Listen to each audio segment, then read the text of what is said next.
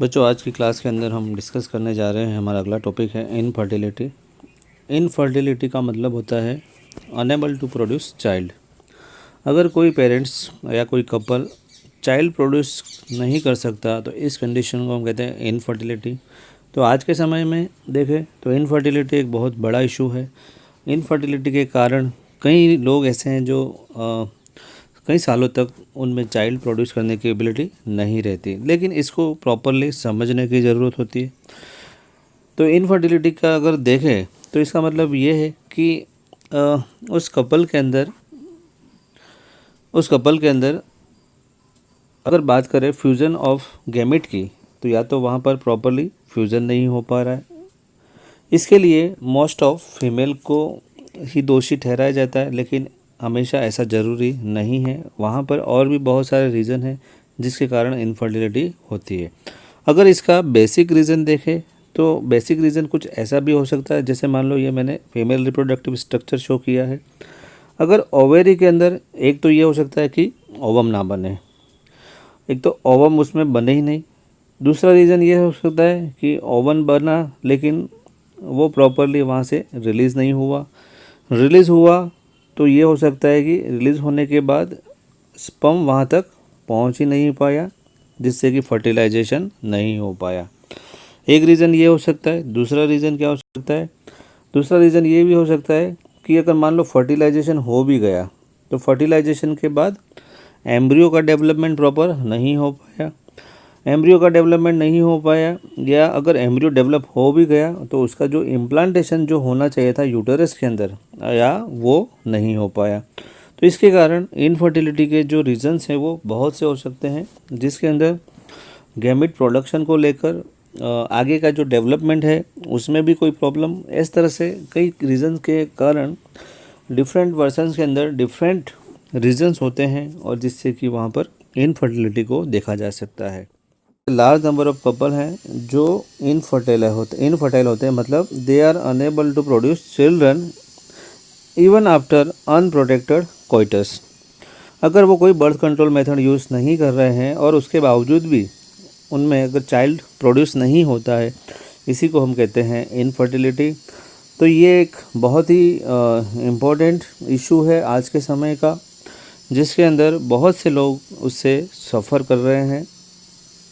आगे देखें तो इसके जो रीज़न्स हैं, रीज़न बहुत सारे हो सकते हैं। फिज़िकल यानी वही रिप्रोडक्टिव स्ट्रक्चर्स प्रॉपर काम नहीं कर रहे। कॉन्जेनाइटल यानी बर्थ से हेरिडिटरी कोई रीज़न है, या कोई डिजीज़ है जिससे कि वो कंसीव नहीं कर पा रहे हैं, या ड्रग्स ले रहे हैं। इम्यूनोलॉजिकल भी हो सकता है, इम्यून सिस्टम के कारण, या फिर साइकोलॉजी। कई बार साइकोलॉजी भी एक रीज़न होता है। कई लोग ऐसे होते हैं जो सोचते हैं कि वो चाइल्ड प्रोड्यूस नहीं कर सकते, ऐसा एक साइकोलॉजी डेवलप कर लेते हैं, और जिसके कारण भी वो उसमें उनको लगता है कि वो उन अनफर्टाइल हैं। तो ये भी एक रीज़न है। इंडिया के अंदर देखें तो यहाँ पे स्पष्ट लिखा हुआ, जैसे मैंने अभी कहा, कि जो फीमेल होती है उनको अधिकतर ब्लेम किया जाता है बीइंग अ चाइल्डलेस, और सारा दोष उन्हीं को दिया जाता है। लेकिन ऐसा हमेशा ज़रूर नहीं है, because the problem also can be there in the male partner में भी प्रॉब्लम हो सकती है। इसलिए अब ये एडवाइस किया जाता है कि आज के समय में बहुत सारे इनफर्टिलिटी क्लिनिक डेवलप हो रहे हैं। हर जगह पर नए नए क्लिनिक आ रहे हैं, हर चीज़ का एक सॉल्यूशन हो रहा है, जिसके कारण जो कपल अनेबल टू कंसीव, उनको भी प्रॉपरली काउंसलिंग करके वो एक प्रॉपर टेक्निक यूज़ करके वो भी कंसीव कर सकते हैं। तो इन टेक्निक्स का यूज़ करना चाहिए, और जो भी प्रॉब्लम है उसको करेक्ट किया जा सकता है। तो आज हम इसके अंदर कुछ टेक्निक की बात करेंगे। तो इन टेक्निक को नॉर्मली कहा जाता है असिस्टेड रिप्रोडक्टिव टेक्नोलॉजीज। ये वर्ड याद रखना, ART, असिस्टेड रिप्रोडक्टिव टेक्नोलॉजीज। तो इसके अंदर किसी ना किसी चीज़ को असिस्ट किया जाता है। असिस्ट करने के बाद वहाँ पर करेक्शन किया जाएगा जितना भी हो सकता है, और उसके थ्रू फिर डेवलप किया जाएगा वहाँ पर किस तरह से कपल कंसीव कर पाए। तो यहाँ पे कुछ टेक्निक्स हैं, कुछ आर्टिफिशियल टेक्निक हैं। उनको कई बार पहले आर्टिफिशियल टेक्निक यूज़ करके फिर उसको नेचुरल एनवायरनमेंट में फीमेल के अंदर बाकी का डेवलपमेंट भी किया जा सकता है। इसको हम समझेंगे वन बाय वन। तो सबसे पहले यहाँ वर्ड दे रखा है इन विट्रो फर्टिलाइजेशन। तो ये वर्ड आपको ध्यान रखना, ये वर्ड बार बार आएगा। एक होता है इन विट्रो और दूसरा होता है इन विवो। इन विट्रो और इसके मिलता जुलता वर्ड आता है इन विवो। इन विट्रो का मतलब ये होता है कि in the laboratory, in the lab condition. अगर मान लो आप लैब के अंदर कोई चीज़ डेवलप कर रहे हो तो वो कहलाता है इन विट्रो। और अगर वही चीज़ नेचुरल एनवायरनमेंट में, जो उसमें नेचर में जो जैसा दिया हुआ है, अगर वैसे डेवलप कर रहे हो तो वो कहलाएगा इन विवो। जैसे कि मान लो अगर आप बेबी को टेस्ट ट्यूब के अंदर डेवलप कर रहे हो तो वो एक क्या है, इन विट्रो टेक्निक। लेकिन वही बेबी नेचुरली अगर अपने मदर के अंदर नेचुरली जैसे डेवलप होता है वैसे ही हो रहा है तो वो कहलाता है इन विवो डेवलपमेंट। तो ये इन विट्रो फर्टिलाइजेशन, जिसको शॉर्ट में आजकल लिखते हैं IVF, को कई जगह ऐड देखने को मिलता है। IVF जो फर्टिलिटी क्लिनिक है वो इस तरह से लिखते हैं। इन विट्रो फर्टिलाइजेशन किया जाता है बॉडी के बाहर। बॉडी के बाहर किसी टेस्ट ट्यूब के अंदर फर्टिलाइजेशन करवाया जाएगा। तो इसके अंदर क्या करेंगे, टेस्ट ट्यूब ये बना दी मैंने, तो उसके अंदर क्या करेंगे, उस पर्टिकुलर मेल और फीमेल से और एग और स्पर्म को टेस्ट ट्यूब के अंदर रखा जाएगा। They will be allowed to fuse. और जब वो फ्यूज़ हो जाएंगे तो वहाँ पर क्या बन जाएगा, जायगोट, और जायगोट से फिर एम्ब्रियो बनेगा। और वो एम्ब्रियो जब वहाँ पर डेवलप हो जाएगा तो उसको फिर ट्रांसफ़र किया जाएगा उस पर्टिकुलर फीमेल के अंदर, और आगे का डेवलपमेंट उस फीमेल के अंदर हो सकता है। तो इस टाइप के जो प्रोग्राम हैं इनको हम शॉर्ट में लिख देते हैं टेस्ट ट्यूब बेबी प्रोग्राम। तो इसके अंदर पहले इन विट्रो डेवलपमेंट किया जाएगा, फिर इन विवो फर्दर डेवलपमेंट किया जाता है, जिसके अंदर यहाँ पे अलग अलग हम टेक्निक पढ़ेंगे जो बहुत ही इंपॉर्टेंट है, आपको ध्यान रखना है। इसके अंदर one by one upon discuss करेंगे। ZIFT, उसके बाद IUT। ZIFT का मतलब है जायगोट इंट्रा फैलोपियन ट्रांसफ़र, जैसा वर्ड है जायगोट। तो यहाँ पर क्या है, पहले जायगोट बना दिया बाहर से, फिर उसको ट्रांसफ़र किया कहाँ पे, फैलोपियन ट्यूब के अंदर। अगर वही इंट्रा यूटेराइन, अगर यूटेरस तक ही ट्रांसफ़र किया जाए तो उसको कहते हैं इंट्रा यूटेराइन, IUT है ये, इंट्रा यूटेराइन ट्रांसफ़र। तो जैसा यहाँ लिखा हुआ है कि जायगोट बनाने के बाद, जैसे कि पहले हम टेस्ट ट्यूब के अंदर ओवम, एग जिसको कहते हैं, या स्पर्म, दोनों को कलेक्ट करेंगे, दोनों को वहाँ पर लेबोरेटरी के अंदर अलाउ किया जाएगा फ्यूज़ होने के बाद। फिर जायगोट जब 8 ब्लास्टोमियर तक बन जाए, 8 सेल स्टेज में, उसके बाद उसको ट्रांसफ़र करना फैलोपियन ट्यूब में, वही कहलाता है ZIFT। लेकिन अगर जायगोट थोड़ा सा अगर और डेवलप हो जाए, एम्ब्रियो मतलब और डेवलप हो जाए, और अगर सीधा ही यूटेरस में अगर उसको ट्रांसफ़र किया जाए तो इसको कहते हैं इंट्रायूटेराइन ट्रांसफ़र।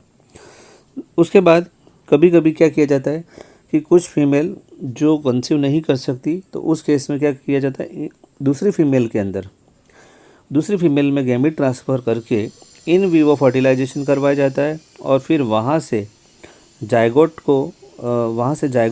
को निकाल कर उसको जो फीमेल जो मदर बनना चाह रही है उसके अंदर भी ट्रांसफ़र किया जा सकता है।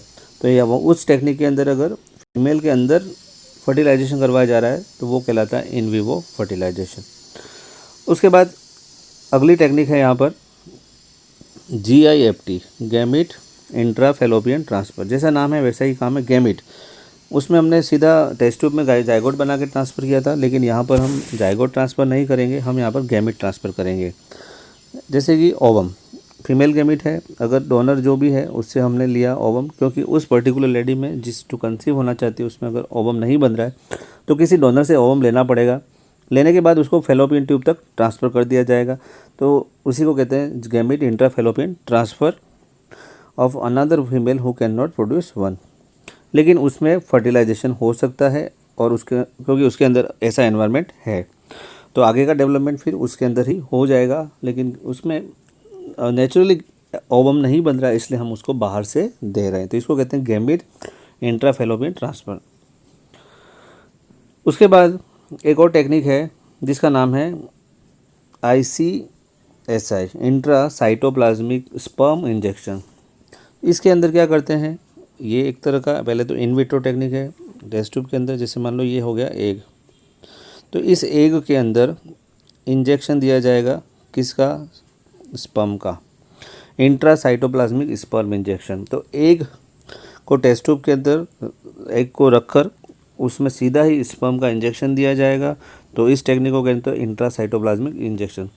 तो उस टेस्ट ट्यूब बेबी और इसमें क्या फ़र्क रखा? टेस्ट ट्यूब बेबी में हमने सिर्फ दोनों को रखा था साथ में, स्पर्म और ओवम को, लेकिन हमने यहाँ पर क्या किया, डायरेक्टली इंजेक्ट कर दिया स्पर्म को इन द ओवम। तो ये थोड़ा सा अलग है, इसलिए इसको कहते हैं इंट्रासाइटोप्लाज्मिक स्पर्म इंजेक्शन। तो इस तरह से यहाँ पर डायरेक्टली इंजेक्ट किया था हमने, और इस तरह से हम ये भी एक मेथड यूज़ कर सकते हैं। उसके बाद कई बार क्या होता है कि मेल पार्टनर जो होता है वो कभी कभी इंसेमिनेशन नहीं कर पाता, यानी स्पर्म को फीमेल के अंदर ट्रांसफ़र नहीं कर पाता है। तो उसके लिए हमें क्या करना पड़ता है, आर्टिफिशियल इंसेमिनेशन। आर्टिफिशियल तरीके से वहाँ पर स्पर्म को फीमेल की वेजाइना के अंदर ट्रांसफ़र करना होता है, उसको कहते हैं आर्टिफिशियल इंसेमिनेशन। तो मेन एनिमल्स के अंदर ये बहुत ही कॉमन मेथड है जहाँ पर ये किया जा सकता है, लेकिन ह्यूमन के अंदर भी कभी कभी ये मेथड एडॉप्ट किया जा सकता है due to the lack of ability of male partner. तो इसके अंदर डायरेक्टली इंसेमिनेशन किया जाएगा कोई आर्टिफिशियल मेथड यूज़ करके। तो सीमन कलेक्ट किया जाएगा उस पर्टिकुलर हस्बैंड से उसके, और उसको फिर फीमेल के अंदर ट्रांसफ़र कर दिया जाएगा। अगर वही सीधा अगर यूटेरस या यूटेरस में अगर ट्रांसफ़र कर दिया जाए तो उसको अपन एक और नाम देते हैं यहाँ पर इंट्रा यूटेराइन इंसेमिनेशन। तो ये नाम जैसा उसका कोई पार्ट है उसी के बेस पर दिया हुआ, जैसे ऊपर दिया था जाइगोट दे रखा है, जैसे कि ZIFT zygote intra fallopian transfer, फिर दे रखा है GIFT gamete intra fallopian transfer. तो जो जैसा नाम है वैसी ही टेक्निक है। तो ये सारी टेक्निक हमने आज डिस्कस की, एक बार रिपीट करते हैं। सबसे पहले आपको याद रखना है, यहाँ पे दे रखा है GIFT, उसके पहले test tube baby, then IUT, उसके बाद GIFT, वो ZIFT है और ये GIFT है। उसके बाद ICSI। ये सारी टेक्निक्स हैं जो बहुत बार एग्ज़ाम में आ चुकी हैं। आर्टिफिशियल इंसेमिनेशन हर बार एग्ज़ाम में एक क्वेश्चन इनफर्टिलिटी से डेफिनेटली आता ही है, तो इसको याद रखना है। तो इस तरह से हमने अलग अलग टेक्निक देखी। लास्ट में समराइज़ यही किया हुआ है कि टेक्निक्स तो बहुत है, लेकिन जो अपने लिए सूटेबल हो, जो अवेलेबल हो, वही एडॉप्ट करना चाहिए उस कंट्री में। दूसरी बात कि ये इसमें सभी अफोर्ड नहीं कर सकते क्योंकि ये कॉस्टली होती हैं, और कई बार इमोशनल, रिलीजियस या सोशल फैक्टर भी आ रहे हैं जिसके कारण हम उस पर्टिकुलर मेथड को भी सेलेक्ट करने में वो कहीं ना कहीं बीच में आते हैं। उसके बाद अगर देखें तो यहाँ पर कई लोग ऐसे हैं जो भले कंसीव नहीं कर पाते, लेकिन ऑर्फन बच्चों को, जो अनाथ हैं, उनको भी एडॉप्ट कर सकते हैं ताकि वो उनको भी एक सहारा मिले। लेकिन आज के समय में इसके लिए बहुत सा काम किया जा रहा है, कुछ लीगल कानून भी बनाए जा रहे हैं जिससे कि उनको एडॉप्ट किया जा सके।